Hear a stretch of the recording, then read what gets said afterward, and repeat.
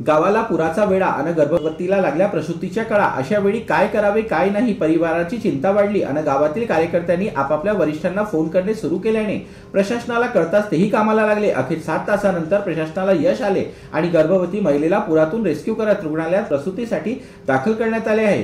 ही घटना भंडारा जिल्ह्याच्या लाखांदूर तालुक्यातील चुलबन नदी तीरावर जुनी बोथली गावात घडली असून गावाला पुराने वेढा घातला। चारही बाजूने रस्ते बंद झाले, नदीवरील पूल पाण्याखाली गेल्याने जाण्यायेण्याचा मार्ग बंद झाला। अशा जुनी बोथले येथील मेघा मिशार या महिलेला गर्भप्रसूतीच्या कळा होऊ लागल्या।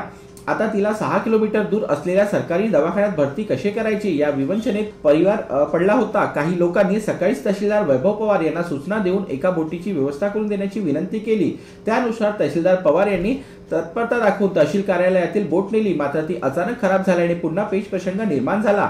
तहसीलदार पवार यांनी तत्काळ भंडारा येथे जिल्हा प्रशासनाशी संपर्क साधून बोट मागितली। तब्बल 7 तासानंतर भंडारा येथून बोट आली आणि मग त्या गर्भवती महिलेला गावातून आणण्याची धावपळ सुरू झाली। तत्काळ एसडीआरएफच्या पथकाने धर्मापुरीवरून बोटीने नदीतून मार्ग काढत जुनी बोथली गावात गेले। तेथून त्या गर्भवतीला सोबत घेऊन आले आणि तत्काळ तिला बारवा येथील प्राथमिक आरोग्य केंद्रात प्रसूतीसाठी दाखल केले। जीबी न्यूजचे प्रत्येक अपडेट मिळवून घेण्यासाठी तुम्ही आमच्या चॅनलला लाईक करा, सबस्क्राइब करा आणि शेअर करा। तसेच बेल आयकॉनला सुद्धा प्रेस करा। आपला जिल्हा, आपली बातमी, जीबी न्यूज भंडारा।